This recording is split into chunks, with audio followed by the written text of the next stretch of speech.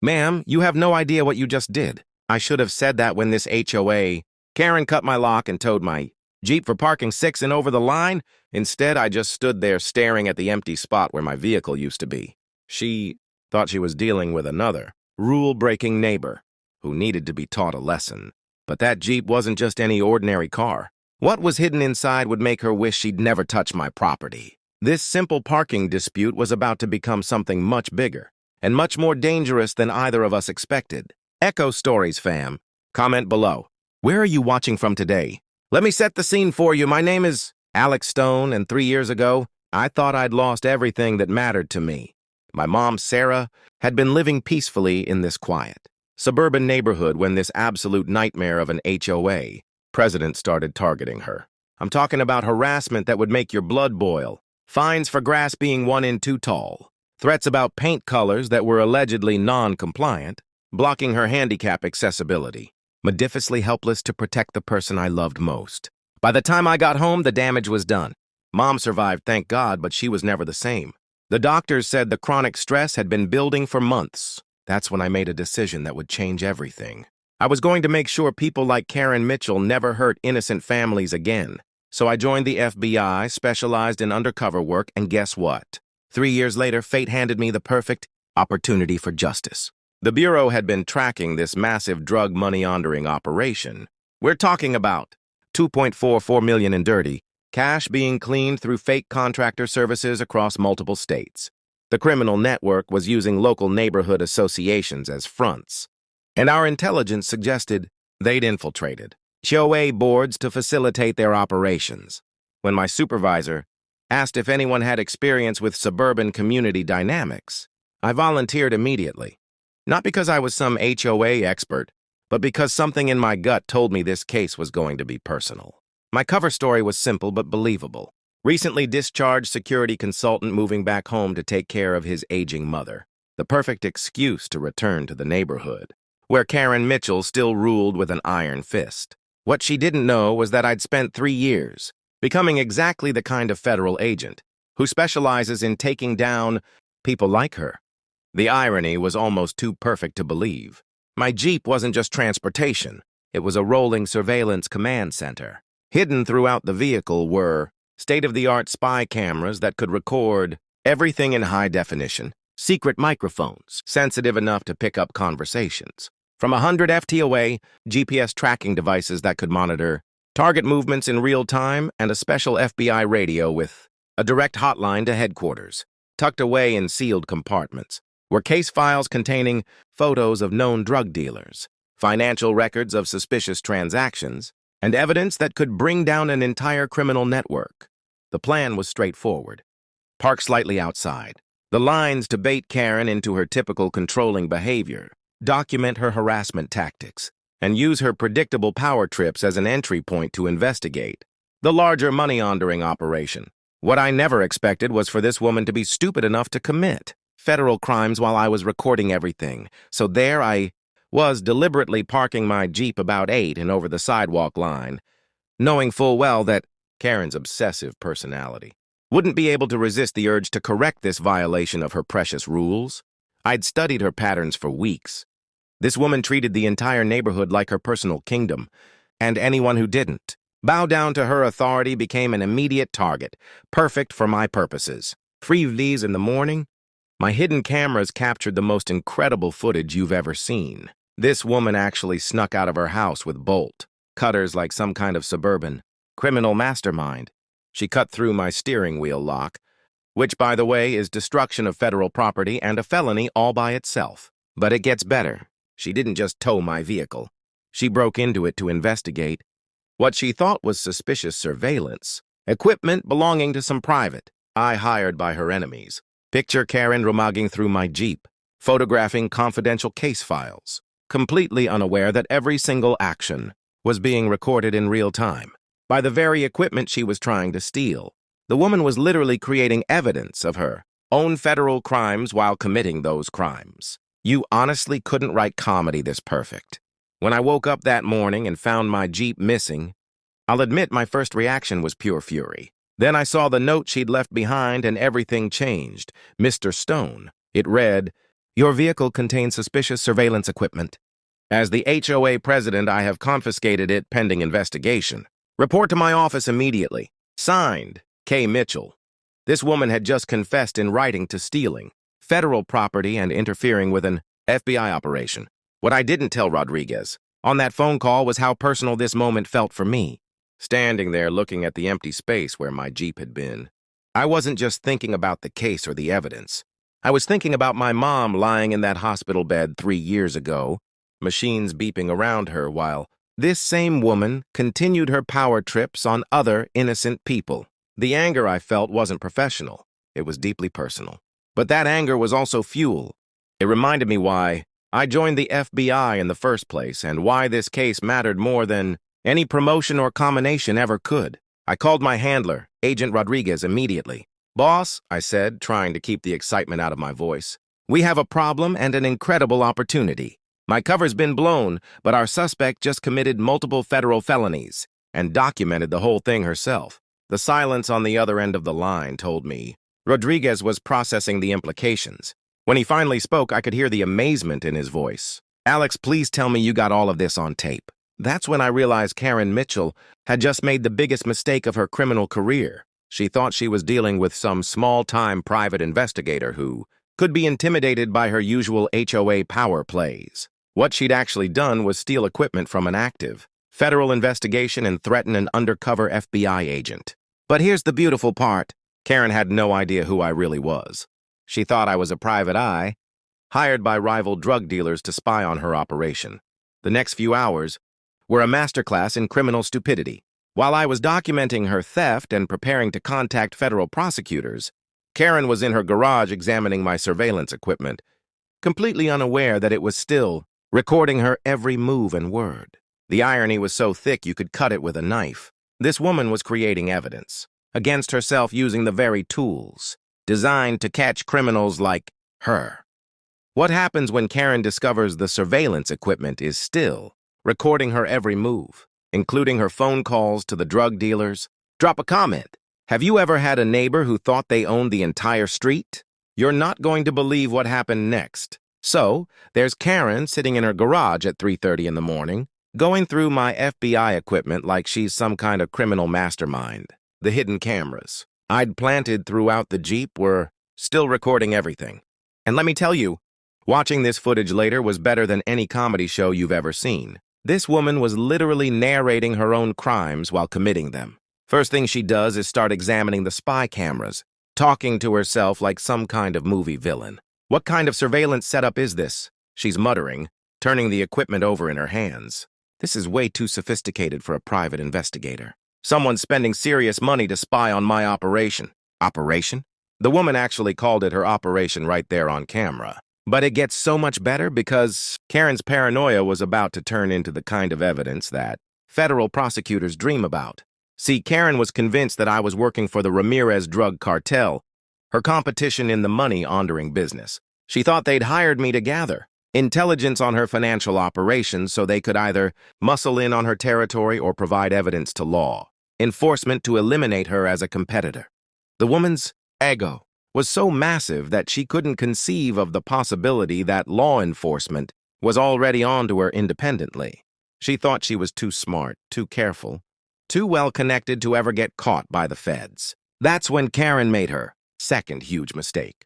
Instead of trying to cover her tracks and lay low, she decided to go on the offensive. This woman started making phone calls at 4 in the morning, waking up her drug dealer contacts to warn them about the surveillance threat. My hidden microphones picked up every single word of these conversations. "Listen, she's telling some guy named Louise, we've got problems. Someone's been watching the operation. I found professional surveillance equipment in a vehicle parked outside my house." The beautiful part was that she thought she was being smart by not using names or specific details, but federal prosecutors trained for exactly this kind of coded language. When Karen said the operation, the financial arrangements, and the business partnerships, she might as well have been reading from a confession letter. Every phrase was another nail in her own coffin, and she was hammering them in herself. But Karen wasn't done destroying her own life yet. Oh no, this woman was just getting started. She spent the next 2 hours on her computer, frantically deleting what she thought were compromising files, bank records, email communications, financial spreadsheets, all being erased while she's muttering about cleaning up loose ends and removing evidence. The problem? Everything she was deleting had already been backed up to cloud servers that the FBI could access with a warrant. But more importantly, the act of destroying evidence while under investigation is itself a federal crime. Around 6 in the morning, Karen decided she needed to confront me directly. She calls my phone, remember? I'm supposed to be some private investigator working for her enemies, and demands that I come to her office immediately. Her voice is shaking with rage and fear, which tells me that my little surveillance setup has really gotten under her skin. "Mr. Stone," she says, trying to sound authoritative but failing miserably, "you need to explain what you were doing with that equipment outside my home." When I arrived at her office an hour later, I was honestly impressed by Karen's performance. This woman was trying so hard to project power and control, sitting behind her desk like some kind of suburban crime boss. She had my stolen FBI equipment laid out on the table like evidence in a trial, completely unaware that she was creating more evidence against herself by possessing federal property. The confidence in her voice was almost admirable if it wasn't so, completely misplaced. "I know you're working for the Ramirez organization," she tells me, leaning forward like she's delivering some kind of devastating accusation. "Your little cameras and recording devices don't scare me. I've been running successful business operations in this community for years. Alex, he said, shaking his head in amazement. In 20 years of federal law enforcement, I have never seen a suspect incriminate themselves this thoroughly. This woman didn't just confess to money laundering. She confessed to threatening a federal agent, destroying evidence, and conspiracy to commit murder. We could convict her on any one of these charges, and she's handed us all of them. The strike team was already being assembled. Within 6 hours, we'd have warrants for Karen's arrest, search warrants for her property, and coordinated raids on the entire drug network that she'd inadvertently revealed through her panicked phone calls. What started as a simple surveillance operation had turned into the kind of case that makes careers and breaks criminal organizations. But the most beautiful part, Karen had no idea what was coming. She thought she'd successfully intimidated me into leaving town, that her little show of force had solved all her problems. She was probably sitting in her office right now, congratulating herself on her brilliant handling of the situation, completely unaware that federal agents were already preparing to kick down her door. Karen just confessed to the entire drug operation on an FBI recording. But what she doesn't know is that I have one more card to play that will destroy her completely. What could it be? Let me know in the comments, what do you think my secret weapon is? Here at AH Stories, we love hearing your theories. Okay, so here's where things get really interesting. I'd been thinking about this moment for weeks. When and how to reveal my true identity to the community. Karen thought she'd intimidated me into leaving town, but what she didn't realize was that I was about to flip the entire script on her. See, federal investigations work best when you have community support, and I knew that once these neighbors understood what Karen had really been doing to their neighborhood, they'd be ready to help us bring her down. I requested an emergency HOA meeting, claiming I had critical security information that affects every resident. Karen, still feeling confident after our little confrontation, agreed immediately. She probably thought this was going to be her chance to publicly humiliate me in front of the entire community, to show everyone what happens when you try to mess with Karen Mitchell.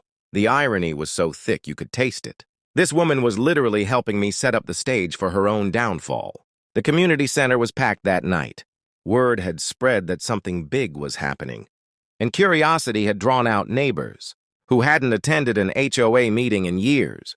I counted at least 50 people in the room, all of them buzzing, with speculation about what this mysterious security threat might be. Karen was sitting in the front row with her usual crew of enablers, wearing this smug expression like she already knew how the evening was going to end. When I stood up to address the crowd, you could have heard a pin drop. These people had no idea what they were about to hear. "Ladies and gentlemen," I began, looking directly at Karen as I spoke, "I need to tell you something that's going to shock you. I'm not just a security consultant who moved back to take care of his mother. My real name is Alex Stone, and I'm a special agent with the Federal Bureau of Investigation." The gasps that erupted from the crowd were immediate and loud. People started pulling out their phones, leaning forward in their seats, whispering frantically to each other. Karen's face went through about 17 different emotions in the span of 5 seconds. First confusion, then disbelief, then dawning horror as she realized the implications of what I just revealed. This woman, who'd been so confident just hours earlier, was now looking like she wanted to crawl under her chair and disappear. But I wasn't done yet. Not even close. For the past 3 months, I continued, I've been conducting an undercover investigation into criminal activity in this neighborhood. What I've discovered is going to disturb all of you, but it's important that you know the truth about what's been happening right under your noses. I could see Karen frantically trying to figure out her next move, probably wondering if she could somehow talk her way out of this or discredit me before I could reveal too much. That's when Karen made another classic mistake. Instead of keeping quiet and consulting a lawyer, she decided to try to control the narrative. She jumped up from her seat, pointing at me dramatically like some kind of courtroom prosecutor. "This is ridiculous!" she shouted, her voice cracking with panic. "This man has been harassing me, stalking me, stealing surveillance equipment. He's working for criminals who are trying to intimidate our community. The beautiful thing about being a federal agent is that you carry documentation to prove your identity." I calmly pulled out my FBI credentials and badge, holding them up for everyone to see. "Mrs. Mitchell," I said, my voice steady and professional, "the surveillance equipment you stole belongs to the United States government. Everything you've said and done over the past week has been recorded as evidence in a federal investigation." That's when I played the audio recording of Karen's confession from our meeting that morning.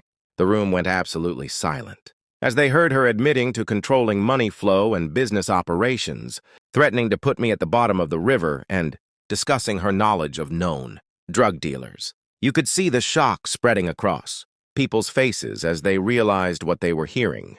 This woman they'd trusted with their community leadership was confessing to serious federal crimes.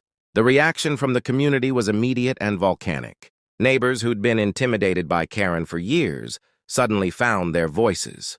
"I always wondered why we had so many late-night contractor meetings," called out one elderly resident. "Those repair companies never seem to actually fix anything," added a young mother.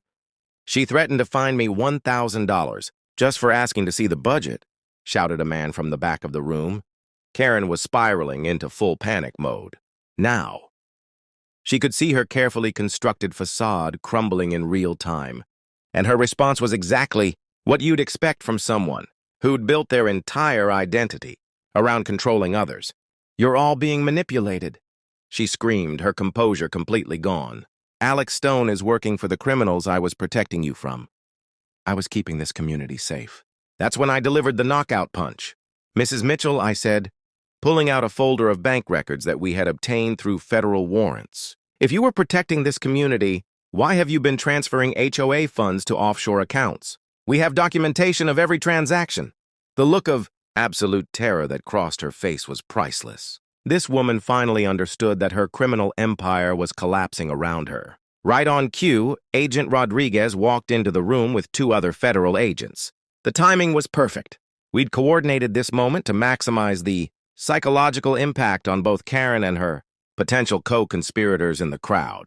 "Karen Mitchell," Rodriguez announced in his official FBI voice, "you're under arrest for theft of federal property, threatening a federal agent, money laundering, and conspiracy to distribute controlled substances." The moment Agent Rodriguez walked through those doors, with backup, I saw something in Karen's eyes that I'd never seen before.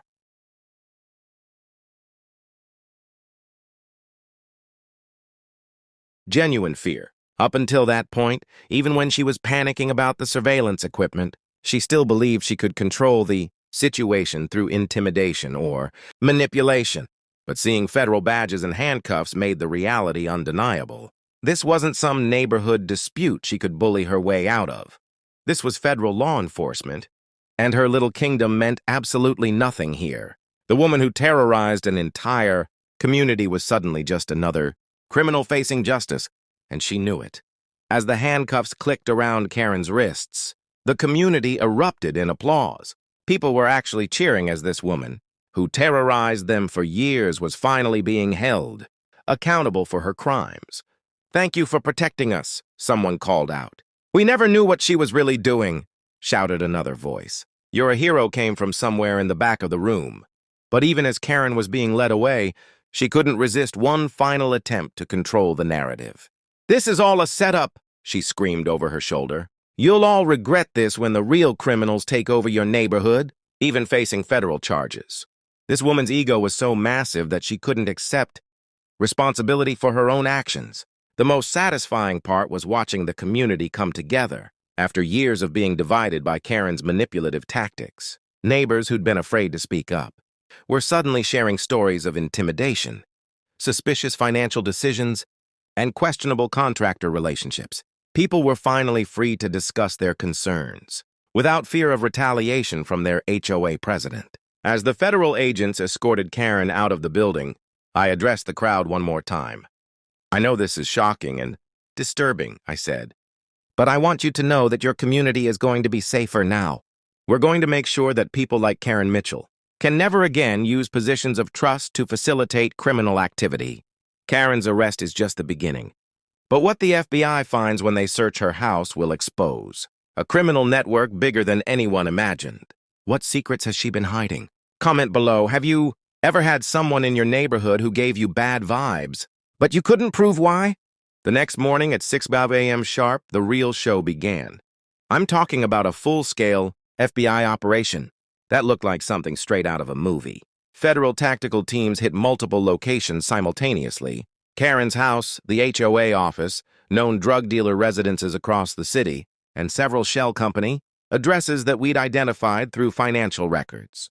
The coordination was absolutely beautiful to watch, like a perfectly choreographed dance of justice. At Karen's house, the forensic team made discoveries that shocked even experienced federal agents. Hidden behind a false wall in her basement was a safe containing $180,000 in cash, multiple fake passports with Karen's photo, but different names and bank account numbers for offshore financial institutions in countries that don't cooperate with U.S. law enforcement.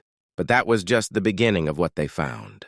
The woman had turned her entire home office into a surveillance command center that would make a paranoid dictator jealous. Multiple computer monitors showed feeds from hidden cameras that she'd secretly installed around the neighborhood, allowing her to spy on residents without their knowledge or consent. Bal cabinets were stuffed with detailed dosas on every neighbor, including photos, daily schedules, financial information, and personal secrets that she'd gathered through illegal surveillance and intimidation.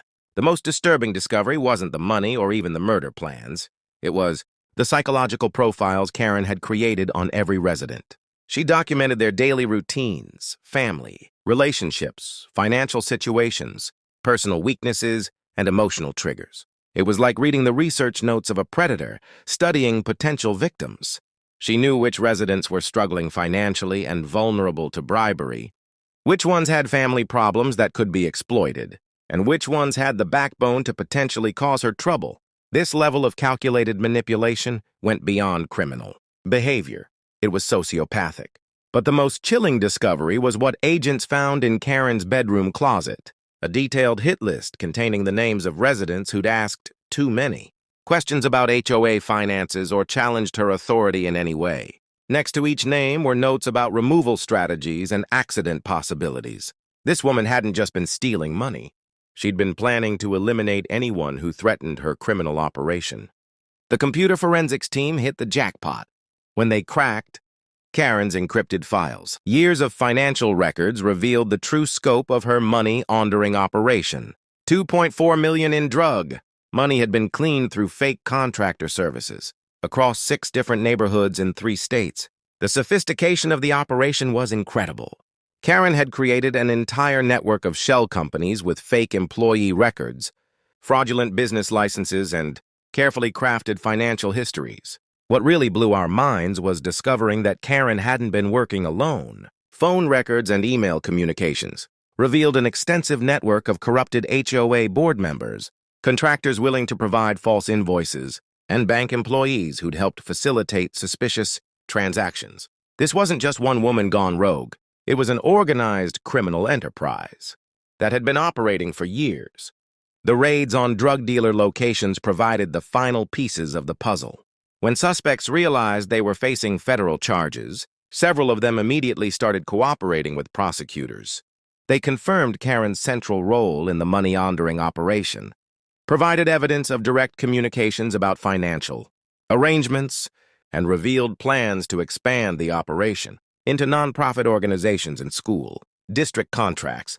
Back at the community, neighbors were dealing with a shocking revelation that they'd been living in what was essentially a criminal surveillance state. Karen had been monitoring their daily routines, recording their private conversations, and maintaining detailed files on their personal lives. Parents were horrified to learn that their children's activities had been documented and analyzed for potential leverage against their families. The media response was immediate and intense. National news outlets picked up the story within hours, and by evening, satellite trucks were lined up outside our neighborhood like some kind of federal crime scene carnival. CNN ran segments about suburban criminal networks. Fox News covered the federal response to organized crime infiltration, and local stations couldn't get enough of the HOA, president-turned-drug money launderer angle. What made this case particularly compelling to the media was the complete documentation of Karen's crimes. We had video footage of her stealing federal equipment, audio recordings of her confessing to money laundering, financial records proving years of criminal activity, and now physical evidence of surveillance operations and murder plots. Federal prosecutors were calling it one of the most thoroughly documented criminal cases they'd ever seen. The psychological impact on Karen was immediate and devastating. Her court-appointed lawyer later told us that she'd suffered what appeared to be a complete mental breakdown when she realized the full extent of the evidence against her. This woman who'd built her entire identity around controlling others suddenly found herself completely powerless, facing decades in federal prison with no possibility of manipulating her way out of consequences.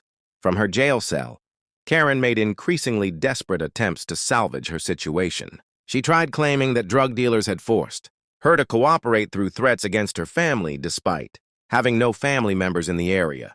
She attempted to hire what turned out to be an undercover federal agent to eliminate me and several key witnesses, adding conspiracy to commit murder to her already extensive list of charges. The most pathetic attempt was her offer to testify against bigger criminals in exchange for a reduced sentence. The problem was that Karen had been at the center of the operation, not on the periphery. She was a bigger criminal than other people would testify against. Federal prosecutors laughed at her lawyer's plea bargain proposals, pointing out that they already had everything they needed to convict her on dozens of federal charges. Meanwhile, the community was beginning to heal from years of psychological terrorism. Neighbors who'd been afraid to maintain their lawns for fear of fines were finally able to enjoy their properties. Families who'd been walking on eggshells around HOA regulations could relax and live normally. The atmosphere in the neighborhood changed completely once Karen's reign of terror ended. The financial recovery process was equally satisfying to watch. Federal asset forfeit laws allowed prosecutors to seize everything Karen had purchased with stolen money: her house, cars, jewelry, and bank accounts.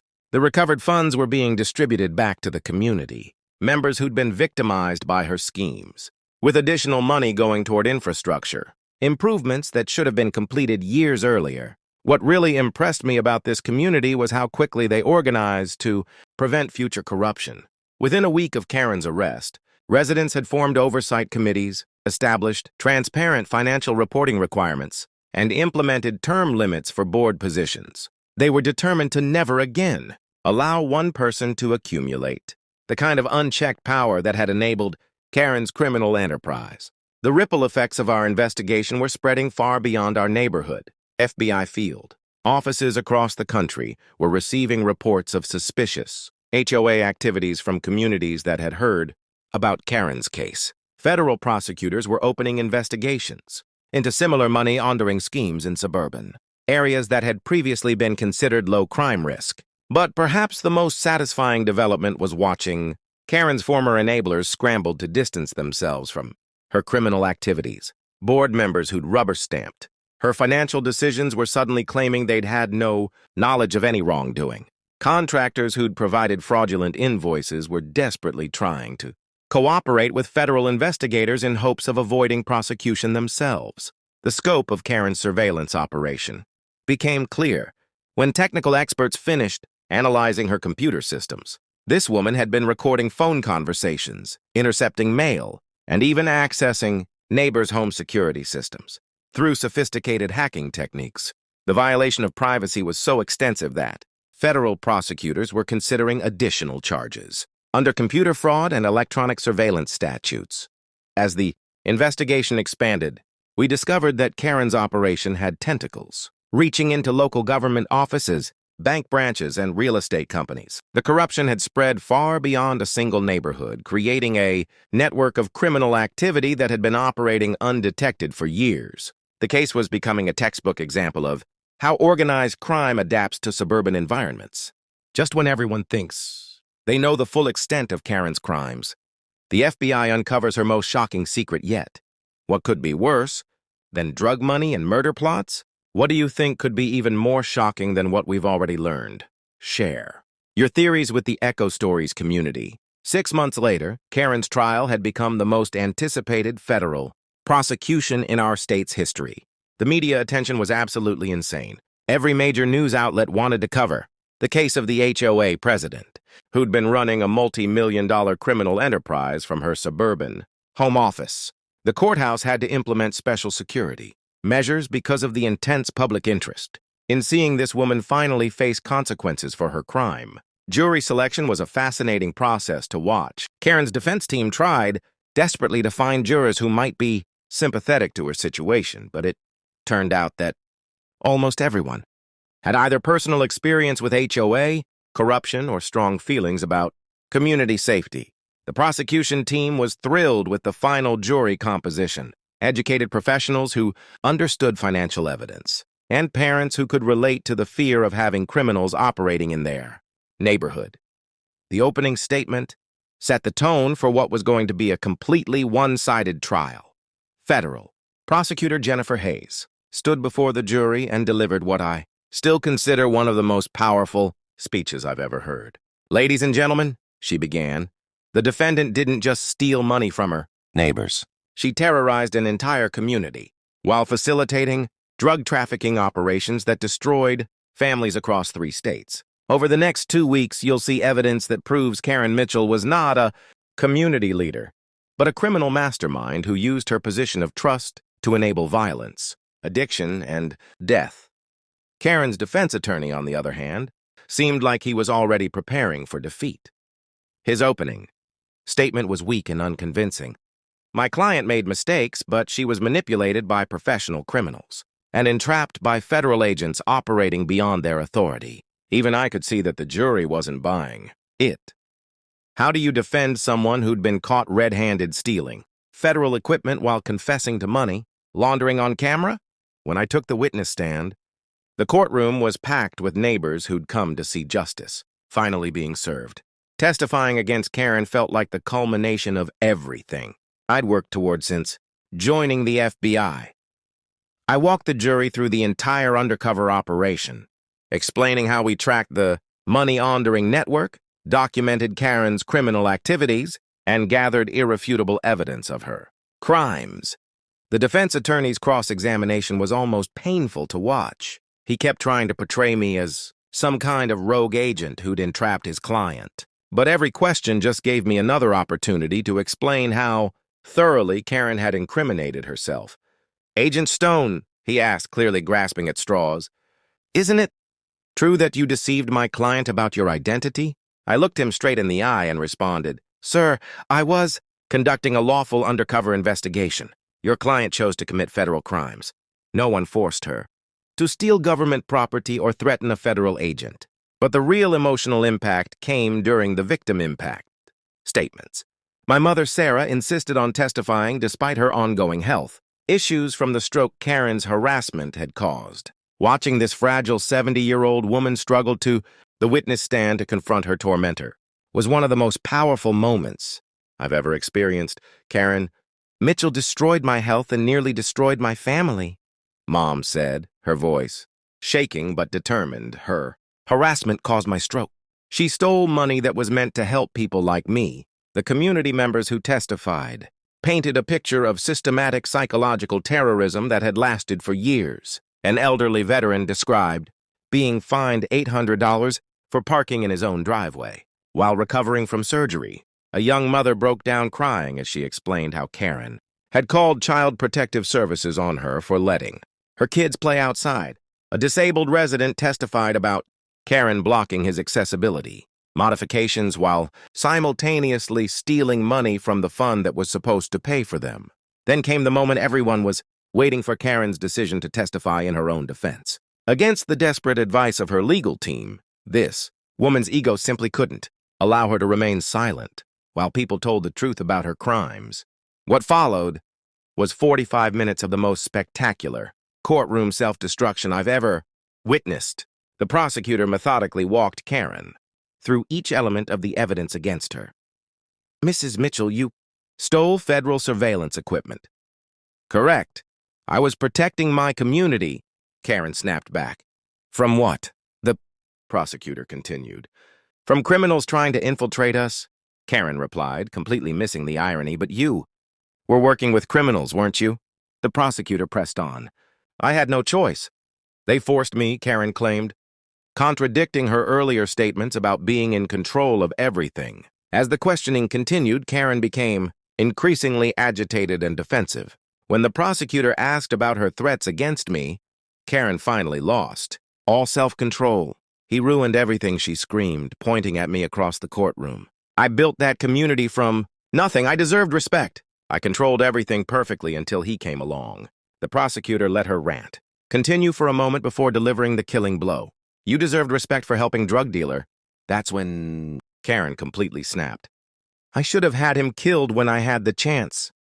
The courtroom sketch artist later told me that Karen's facial expressions during her testimony were unlike anything she'd ever seen in decades of covering trials. "Most defendants try to maintain some dignity even when they're lying," she said.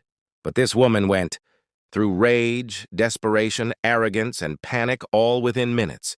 It was like watching someone's entire personality disintegrate in real time." The sketch of Karen pointing at me while screaming about deserving respect became iconic. Newspapers across the country used it to illustrate stories about the dangers of unchecked authority in residential communities. The courtroom erupted in gasps and shocked murmurs. Even Karen's own lawyer put his head in his hands, knowing that his client had just confessed to conspiracy to commit murder in front of a federal jury. The judge had to bang his gavel repeatedly to restore order, while Karen continued screaming about how unfair everything was and how she was the real victim in all of this. Closing arguments were almost anticlimactic after Karen's meltdown. The prosecution simply played back portions of her testimony, where she'd admitted to every major element of the charges against her.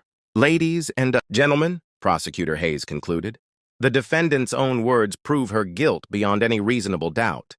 She has admitted to theft, threats, money laundering, and conspiracy to commit murder. Justice demands that you hold her accountable for these crimes." The jury deliberated for exactly 2 hours and 17 minutes, remarkably fast for such a complex case. When they returned to announce their verdict, you could feel the tension in the room. "On the charge of theft of federal property, we find the defendant guilty. On the charge of threatening a federal agent, we find the defendant guilty." The guilty verdicts continued for all 31 counts, covering everything from money laundering to racketeering to conspiracy to commit murder. Sentencing day was 3 weeks later, and Judge Patricia Martinez didn't hold back. "Mrs. Mitchell," she said, looking directly at Karen, "in 30 years on this bench, I have never seen such a complete betrayal of community trust. You terrorized innocent families while facilitating drug trafficking that destroyed lives across multiple states." The sentence was devastating.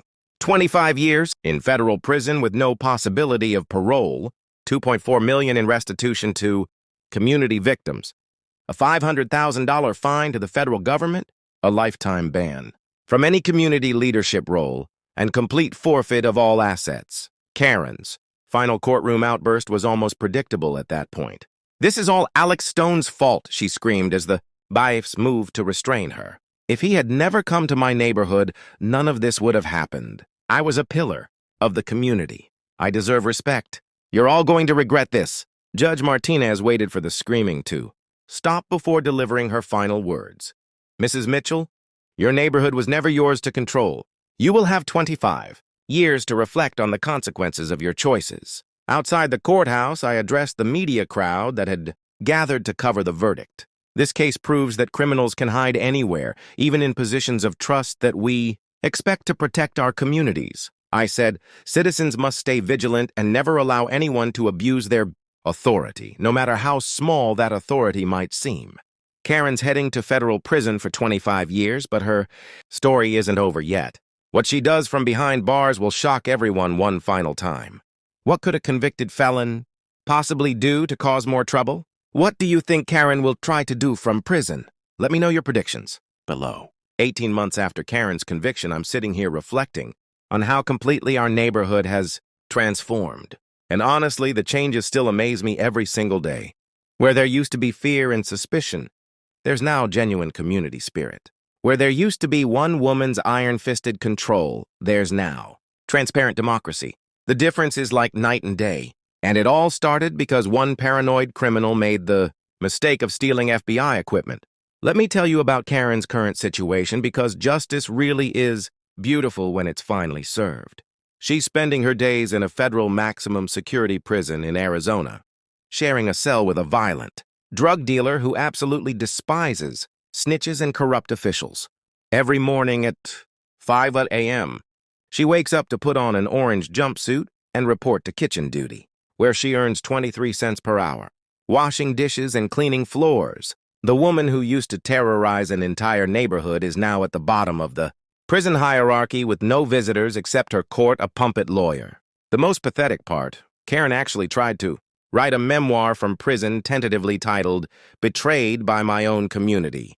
She spent months working on this delusional manifesto, where she portrays herself as the victim and blames everyone else for her criminal choices. Publisher after publisher rejected the manuscript with one editor, specifically noting that convicted felons with documented histories of perjury have zero credibility in the literary marketplace. Even from behind bars, this woman couldn't accept responsibility for destroying her own life. Meanwhile, my career has taken off in ways I never could have imagined. The success of the Karen Mitchell case launched me into national prominence within federal law enforcement. I've been promoted to senior special agent in the newly created Community Crime Division, where I specialize in investigating criminal networks that operate in suburban environments. The FBI now sends me across the country to train other agents on recognizing and infiltrating these sophisticated operations. I've written a best-selling book called Hidden in Plain Sight: How Criminals Use Your Neighborhood, which has become required reading at federal law enforcement. The speaking engagements keep me busy almost every weekend as communities across America want to learn how to protect themselves from the kind of corruption that Karen brought to our neighborhood. It's incredibly satisfying to know that our case is helping prevent similar crimes in other places. But the most meaningful transformation has been watching our community heal and grow stronger. Our new HOA leadership operates with complete transparency. Monthly financial reports are published online. All meetings are recorded and made available to residents, and major decisions require community-wide votes rather than board dictates. Meeting attendance has gone from 15% to 95% because people are genuinely excited to participate in local governance again. The financial recovery exceeded everyone's expectations. Federal asset forfeit laws allowed us to seize everything Karen had purchased with stolen money, and the total recovery was $350,000. That money has been invested in real community improvements, new playground equipment, properly maintained walking paths, enhanced security lighting, and a beautiful memorial garden dedicated to crime victims and their families. My mother's recovery has been the most personally rewarding aspect of this entire experience. Sarah not only regained her physical health, but has also become a powerful advocate for elderly people who face community harassment. She speaks at senior centers across the state, sharing her story and teaching people how to recognize and report abusive behavior. The memorial garden includes a special section honoring community heroes, and watching Mom cut the ribbon at its dedication was one of the proudest moments of my life. On a personal level, I found something I never expected. Genuine happiness and purpose in the community, where I once experienced my greatest trauma. I'm in a serious relationship with Jennifer Rodriguez, a forensic accountant who worked on Karen's financial evidence, and we're talking about starting a family right here in the neighborhood that we helped save. There's beautiful irony in building a new life where someone else tried to spread destruction and fear. Jennifer and I have started hosting monthly dinners for the neighborhood, families who were most affected by Karen's reign of terror. It's become this beautiful tradition where people share updates about their lives, their kids' accomplishments, and their plans for improving the community. Last month, Mrs. Rodriguez announced that her grandson had been accepted to college with money she'd saved after no longer having to pay Karen's excessive fine. The elderly veteran who'd been harassed about his driveway parking has become our unofficial neighborhood historian, documenting positive changes since Karen's removal. These dinners remind me that justice isn't just about punishment, it's about restoration. The national impact of our case has been incredible to witness. Congress passed the Community Safety Act, which enhances federal penalties for criminal infiltration of civic organizations. The FBI created a permanent suburban criminal networks task force that has already made over 200 arrests in similar schemes across the country. Communities nationwide have implemented new oversight procedures based on the lessons learned from Karen's corruption. But Karen couldn't let her story end quietly, even from federal prison. 3 years into her sentence, she applied for early release, claiming she'd been rehabilitated and was ready to contribute positively to society. The parole hearing gave me the opportunity to deliver one final victim impact statement that I'd been preparing for months. Karen Mitchell terrorized my elderly mother into having a stroke.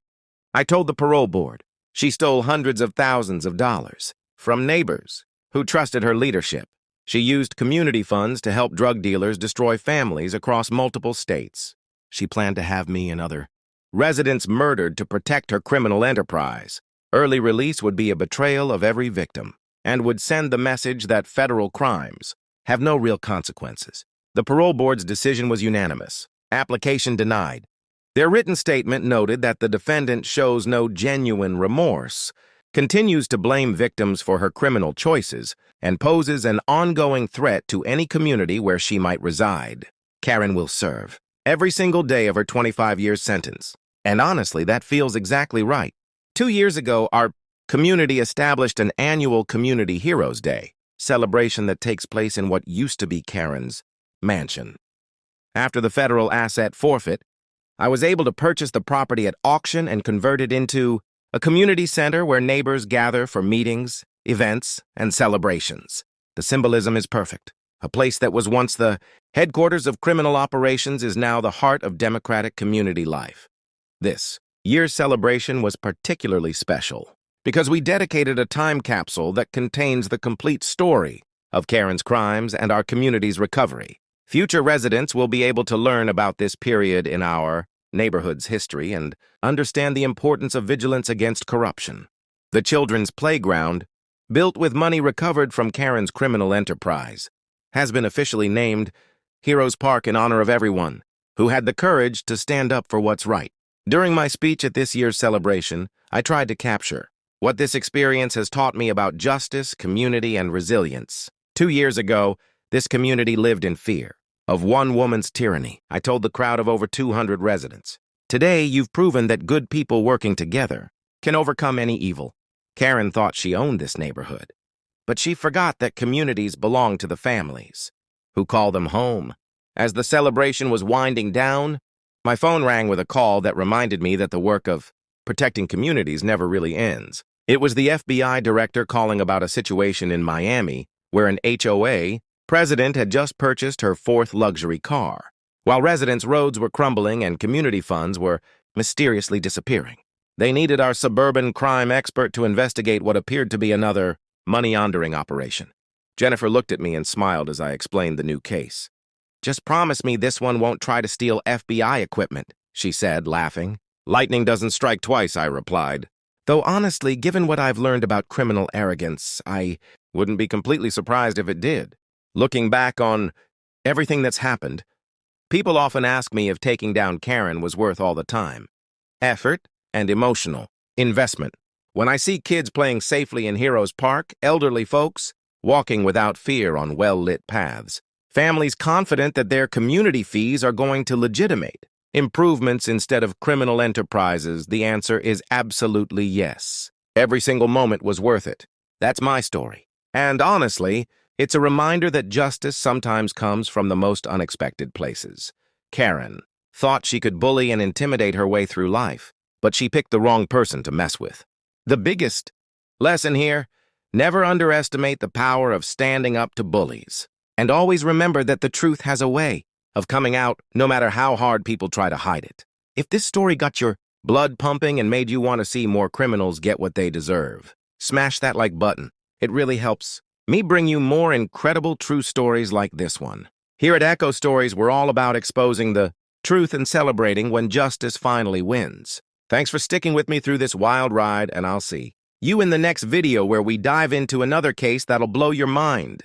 Until then, keep your eyes open. You never know what kind of corruption might be hiding in your own neighborhood. Thanks for watching. This is AH Stories. Stay connected for more thrilling tales and unforgettable moments.